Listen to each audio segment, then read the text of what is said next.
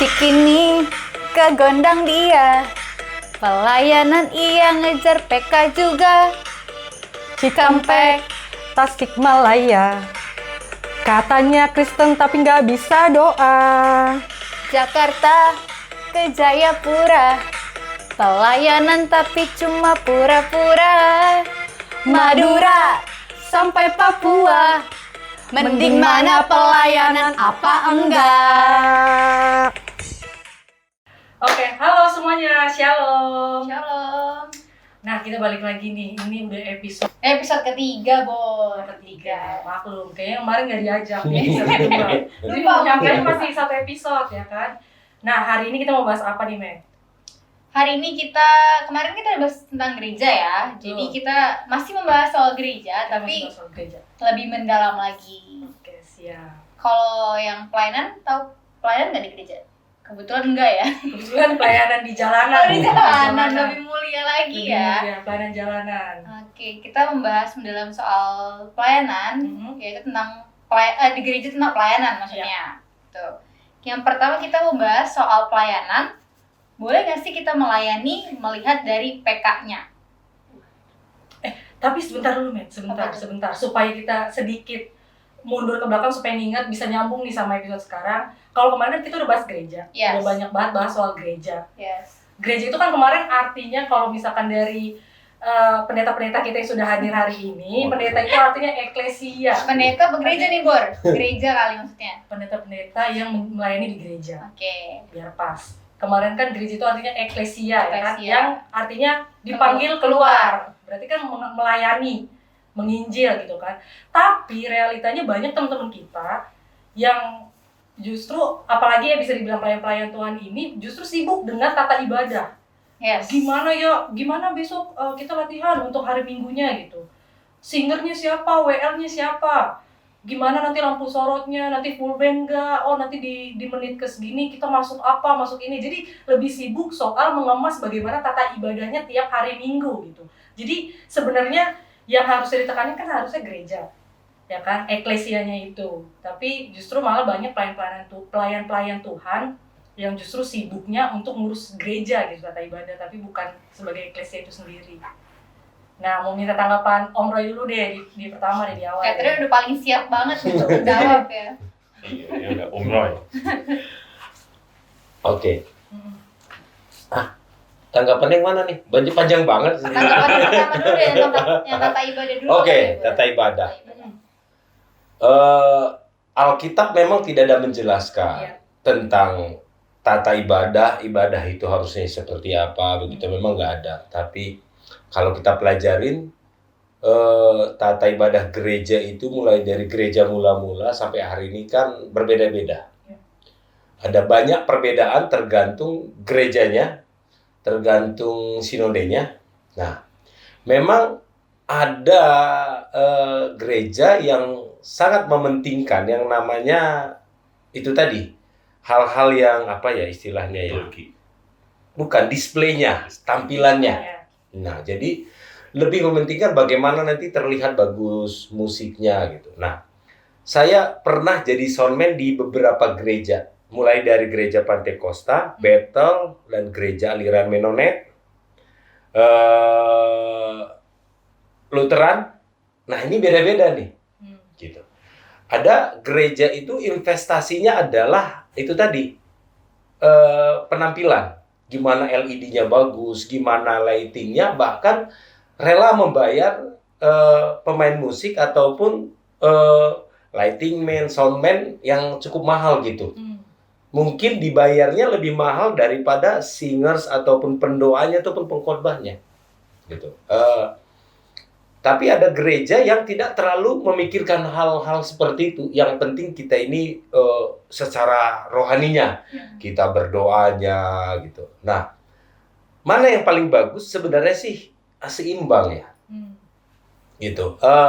Ketika kita tidak memikirkan juga hal-hal yang teknis, maka itu untuk maju itu juga akan susah gitu. Karena kalau hal yang teknis tadi tidak terlihat baik, soundnya tidak baik, lightingnya tidak baik, ya itu kan jadi problem. Apalagi pendetanya yang gelap kayak saya kan, ditambah nggak ada lighting, mana hilang, cuma giginya doang yang kelihatan.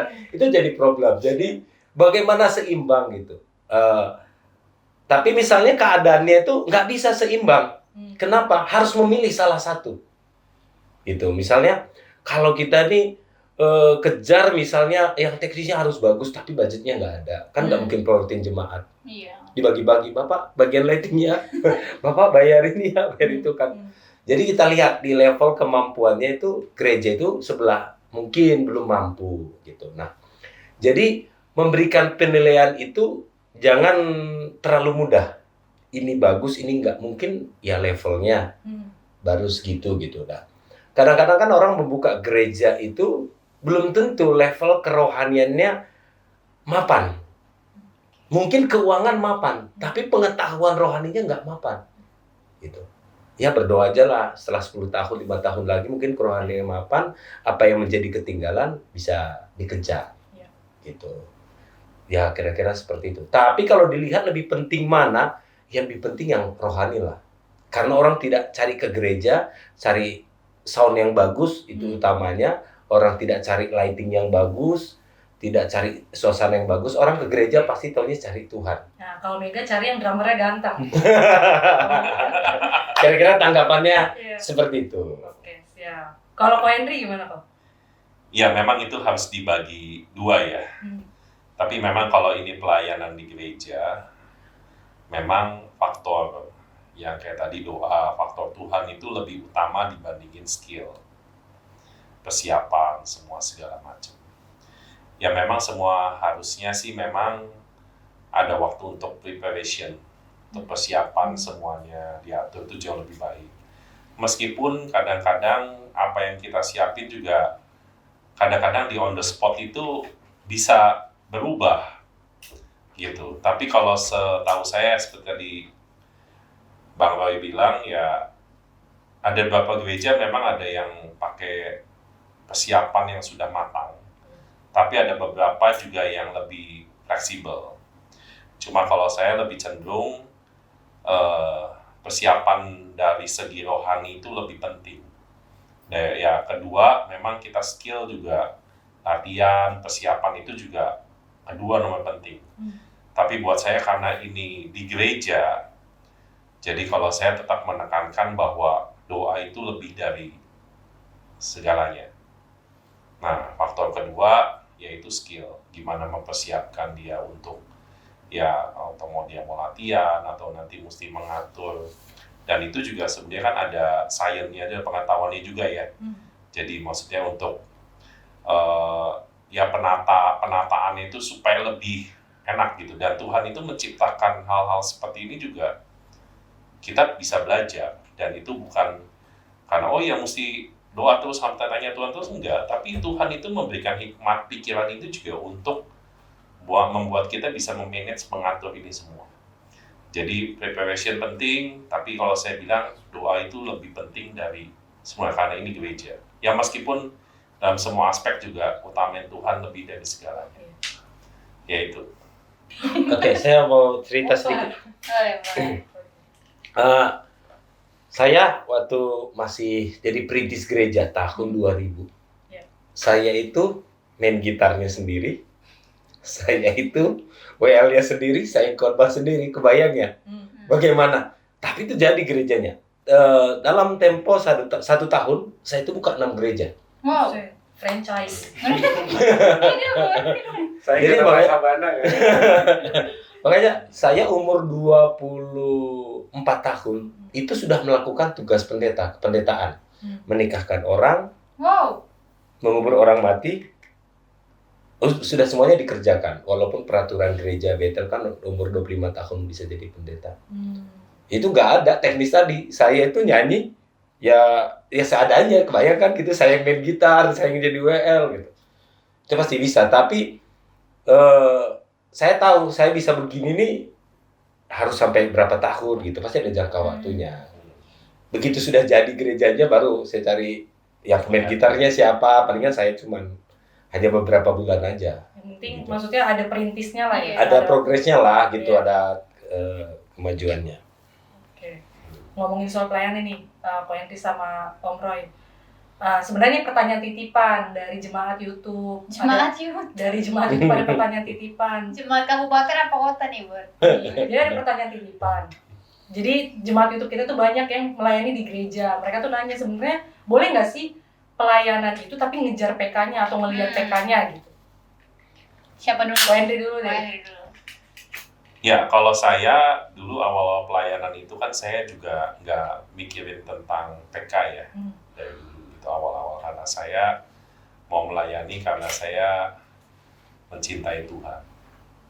Gitu. Nah, memang motivasi itu yang utama lebih penting. Ya. Jadi waktu saya juga kayak begini, saya nggak mau menutup kemungkinan bahwa ada orang-orang yang full time itu ya mereka butuh untuk kehidupan. Dan mereka juga butuh uang, persembahan kasih, semua segala macam. Tapi hal ini jangan menjadi sebuah patokan dalam hati kita ini bahwa ini di gereja ini misalnya dikasih 1 juta, di gereja lain dikasih 1.500.000. Wah, kalau 1.500.000 lebih nih gitu. Ya kan, lebih baik, lebih apa gitu. Jadi kita kasih lebih lah gitu loh kan. Kalau buat saya ini pelayanannya, ini untuk Tuhan. Suatu saat kan kita juga ngerti bahwa ya Tuhan bos kita, semua segala macam, Tuhan yang nggak pernah lihat itu semua. Dan saya tuh melihat banyak kesaksian bahwa ada beberapa orang gitu ya, bahwa hidupnya gitu, meskipun dia pelayanan sampai saya pernah dengar ada hamba Tuhan gitu, saya cukup belajar dengan hamba Tuhan ini, dia sampai kehidupannya aja sehari-hari itu untuk jemaatnya semua segala macam, ini pendeta lama, ini sampai bahkan rumahnya apanya segala macam, nggak punya kursi, nggak punya genteng apa segala macam tuh diambilin sama jemaatnya, sampai istrinya bilang ini rumah saya jadi habis ini. Tembok juga sampai dicongkelin batu batanya untuk rumah jemaatnya gitu. Istrinya sampai ribut gitu. Tapi pendeta ini bilang ya, saya banyak belajar ngelihat dari pendeta-pendeta zaman dulu ya. Kalau zaman dulu itu kan pendeta benar-benar susah lah gitu. Kendaraan masih nggak ada, jalan kaki semua segala macam, apalagi ngelihat rumah jemaatnya misalnya ini kayak bocor segala macam gitu. Dan akhirnya saya melihat Tuhan itu nggak pernah berhutang ya. Dan saya melihat bahwa kehidupan hamba Tuhan ini di zaman itu ya, belum sistemnya kayak hamba Tuhan sekarang ya. Dengan semua kekurangan, dengan rumah dia juga akhirnya bocor, tembok dia bolong, karena batu batanya diambil. Dan saya dengar di akhir hidupnya itu Tuhan tuh sangat sayang sama dia. Sampai istilahnya dia tuh yang saya dengar gitu ya. Ini salah satu hamba Tuhan besar juga, sampai dia bilang gini, dia itu mau meninggal tuh, Tuhan itu udah bicara sama dia, suatu saat, berapa hari lagi, 3 hari lagi, nanti kamu akan aku jemput. Itu benar-benar saya ngeliat privilege sekali sih, Tuhan itu sampai, ya kita nggak pernah mikir bahwa dia punya kemurahan untuk memberi ke jemaat, apa segala macam, dia nggak pentingin. Ya ini, ya saya jujur kalau ngomongin PK itu, saya ngelihat hamba Tuhan zaman dulu. Apalagi kalau kayak sekarang di desa juga sama, persembahan tuh nggak ada pakai uang. Kadang-kadang kita pulang dikasih singkong, bawanya berat, jadi kita emang aduh, ya jadi maksudnya dikasih hasil kebun apa segala macam gitu. Cuma buat saya itu ngelatih bahwa kita nih hamba Tuhan. Kalau nggak kita juga melayani itu, semua kita nih hamba Tuhan. Kalau kita bisa melayani itu karena anugerahnya. Jadi saya cuma melihat, kalau melihat PK, balik lagi ke hati kita. Jangan sampai karena uang, kan di Alkitab juga bilang, Tuhan kita nih siapa nih? Tuhan Yesus atau Mamon? Iya, benar. Ya kan? Balik lagi ke situ. Nah, kalau kita tahu Tuhan Yesus itu sebagai Tuhan kita, layanilah dia dengan cinta kita. Betul. Kalau dari Om Roy sendiri gimana nih, Om? Oke. Ini kayak agak beda. Iya. Kita suka. Tadi agak tersindir sedikit saya.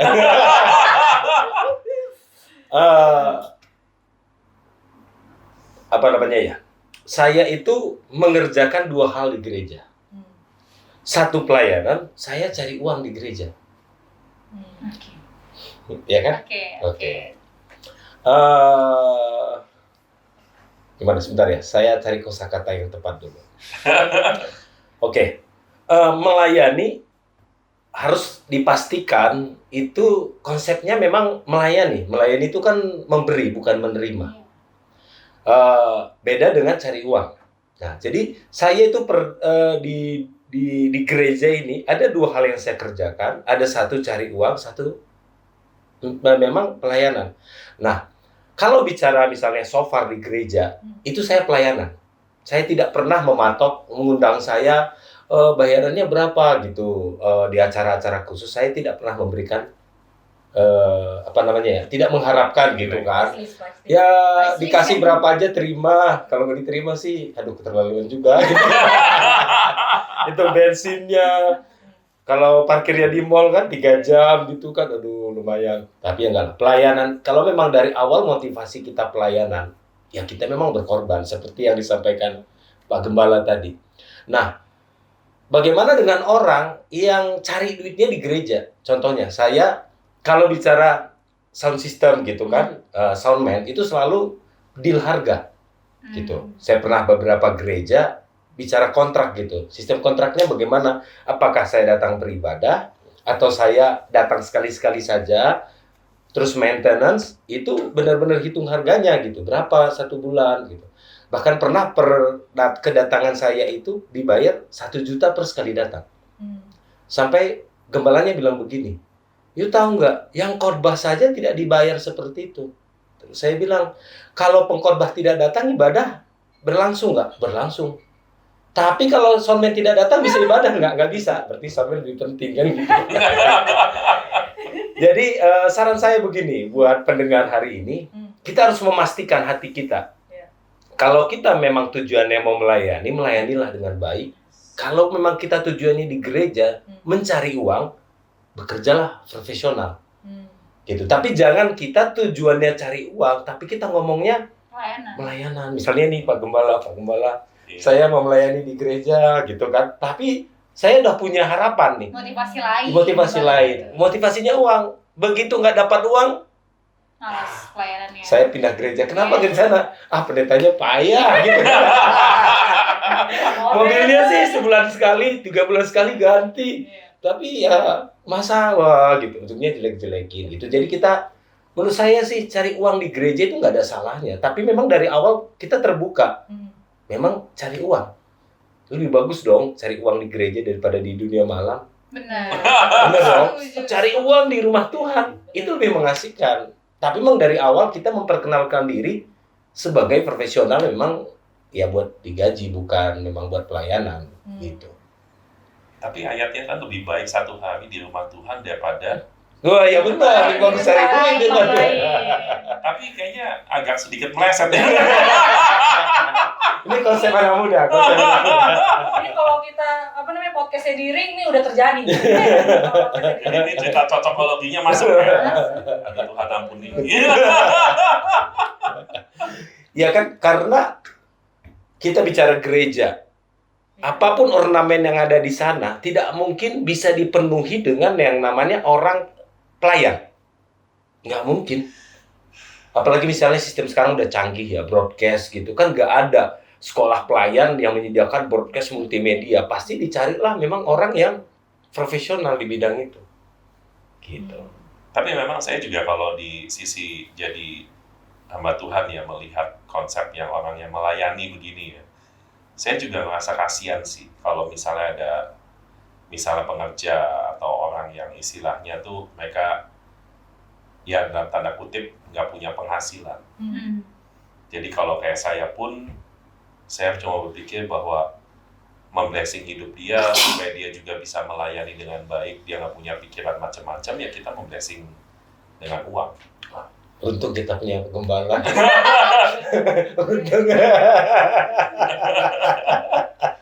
Ya, jadi kalau saya berpikir kalau dari sisi gereja, pendeta segala macam, saya berpikir kalau kita bisa memberkati kan dari atas, atau ya maksudnya itu salah satunya istilahnya membuat dia tuh kan bisa berkembang ya. Kita ini kan pengerja segala macam itu kan saya anggapnya bukan orang lain. Jadi menganggap bahwa dia ini orang yang bisa berprestasi, punya masa depan. Kalau dia dengan begitu dia bisa menambah uang untuk kuliahnya, atau dia bisa mengembangkan buat sekolah-sekolah skill yang dalam misalnya kayak tadi sound system, atau nggak dia bisa menyanyi atau bisa apa, itu kan jauh lebih baik. Jadi kita berpikir bahwa someday orang ini akan menjadi orang yang istilahnya tuh lebih hebat lagi gitu. Oke. Sebelum kita tutup segmen yang pertama ini, boleh minta pendapat dari teman saya sendiri. Menurut lo nih, Bor, Iya, pelayanan itu penting gak sih ada PK-nya? penting. Setuju sama Om Roy. Cuman Penting.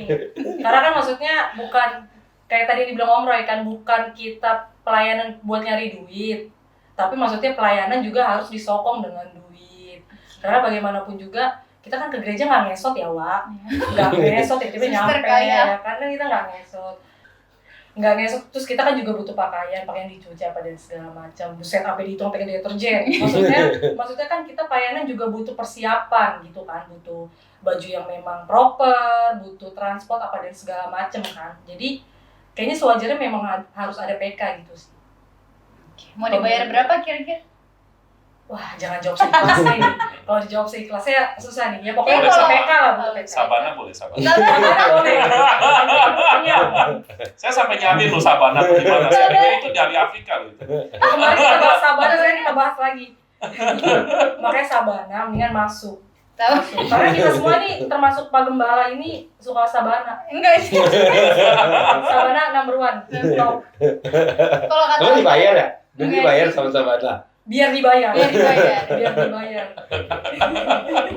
Kalau menurut Mega, gimana pelayanan? Kamu jawab tuh.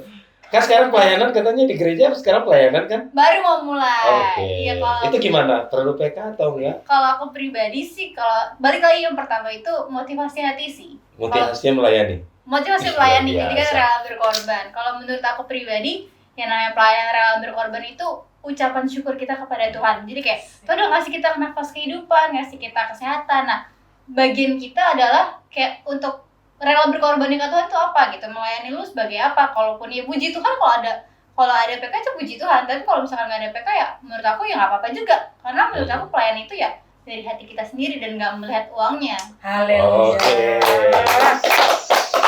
Mau di- Gereja-gereja tolong dicatat Oke. Megawati. Syuting berikutnya kita yang jadi saya jadi hostnya, jadi narasumber. Biar nggak usah dibayar ya. Nggak usah dibayar.